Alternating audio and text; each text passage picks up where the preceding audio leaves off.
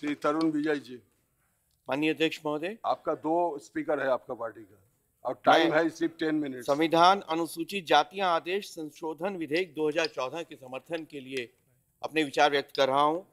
महोदय, ये आश्चर्य की बात है कि इतने वर्ष बीत जाने के बाद भी हमारी जो अनुसूचित जातियां हैं उनके अनेक वर्ग अभी भी शामिल किए जा रहे हैं और बड़े साधारण से शब्दों का परिवर्तन होता है, जैसे दहाइत, दहायत, दहात और दहिया। अब टंडान जो है, जो तियाज केरल में होते हैं, जिनके बारे में स्वामी विवेकानंद ने बड़ी संवेदना के साथ कहा था और बड़े तीखे प्रहार किए थे उन्होंने हिंदुओं के बीच में व्याप्त जो छुआछूत की भावना है, और वो सुन के जो तथाकथित उच्च वर्ग के लोग हैं वे काफी तिलमिला गए थे।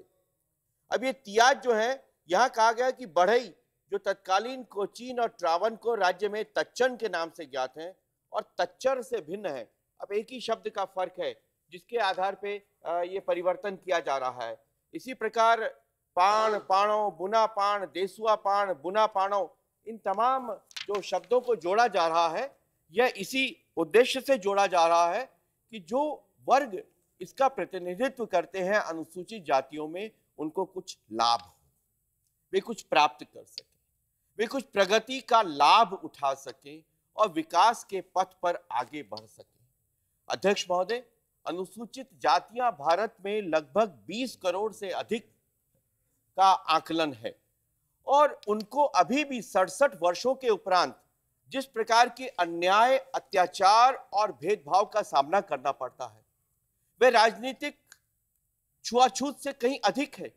राजनीति में भी वैचारिक अस्पृश्यता है जिसका हम लोग शिकार रहे और हम अनुभव कर सकते हैं। और हम जब अपने तथाकथित बड़ी जात का होने के अहंकार के प्रतिष्ठान से उनके बारे में संवेदना के शब्द व्यक्त करते हैं तो पर्याप्त होते नहीं हैं। इसलिए पर्याप्त नहीं होते क्योंकि जैसा माननीय अटल जी ने एक बार कहा था कि वे जिनको तुम छोटी जात का कहते हो वे तो पूज्य हैं। क्यों? क्योंकि उनका सम्मान सर्वाधिक होना चाहिए कि सदियों के अन्याय, अत्याचार, भेदभाव के बावजूद उन्होंने अपने अधिष्ठान को, अपने राम को, अपने धर्म को नहीं छोड़ा। और वे जो अहंकार के साथ कहते हैं कि उनकी जाति बड़ी है, अरे मूर्खो, जाति तो उनकी छोटी है जो अहंकार के साथ अपनी जात को बड़ा कहते हैं।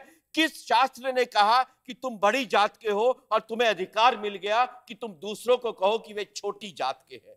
जो दूसरों को छोटी जात का कहता है, असली छोटी जात का वो होता है जो अपने आप को बड़ी जात का अहंकार का रखता है। उनसे सवाल करना चाहिए कि तमाम छत्रपति साहू जी महाराज, अंबेडकर, स्वामी विवेकानंद और ये तमाम महामहोपाध्याय हमारे जो हुए, जिन्होंने कहा कि वेदों में छुआछूत नहीं, उपनिषदों में छुआछूत नहीं, मनुस्मृति में छुआछूत नहीं, गीता में छुआछूत नहीं, हम अस्पृश्यता नहीं मानते, तो अस्पृश्यता 2014 में क्यों है?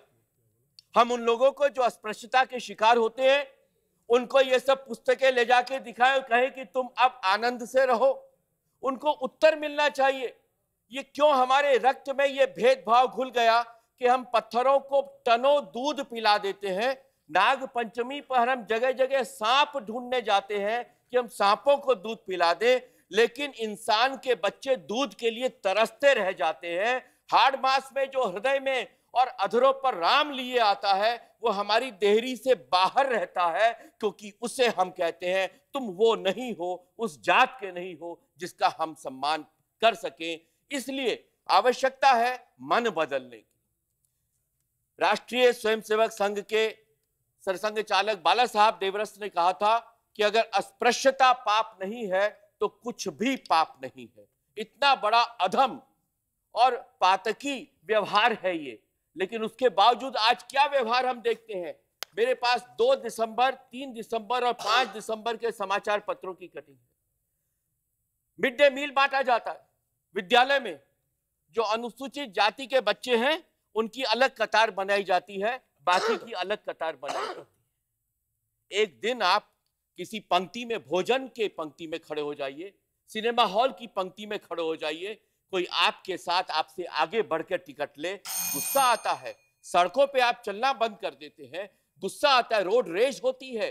लेकिन यह जो सदियों से अन्याय होता है, इसके विरुद्ध आक्रोश कौन पैदा करेगा? आईआईटीज का मामला देख लीजिए। आईआईटीज में लगातार इन जो दलित बच्चे हैं उनकी संख्या कम होती है। हमेशा लगभग ये फ्रंटलाइन की एक रिपोर्ट है कि 773 अंडर ग्रेजुएट सीटें 1237 में से वो छूट जाती हैं उनसे। The report suggests that close to half of the total seats reserved for SCs and STs remain vacant, and that of those admitted, a significant proportion, perhaps up to 25%, is obliged to drop out. ये किस समावेशी, सर्व समावेशी समरस भारत की हम कल्पना करते हैं? विजय जी, आप अच्छा बोल रहे हैं, तमिलनाडु लेकिन से आपका समय समाप्त हो महोदय, गया। मैं एक बात, तमिलनाडु के बच्चे, दलित बच्चे, अनुसूचित जाति के बच्चे स्कॉलरशिप के लिए आवेदन करते हैं। उनको ये जो बड़ी जात का अहंकार रखने वाले लोग होते हैं, वे उनके कॉल नहीं लेते, उनकी ईमेल का जवाब नहीं देते। वो धक्के खा के वहां से, वेलोर से और दिल्ली में आएंगे, पैसा खर्च करेंगे, यहां पे गेस्ट हाउस में रहेंगे और फिर आपसे प्राप्त करेंगे।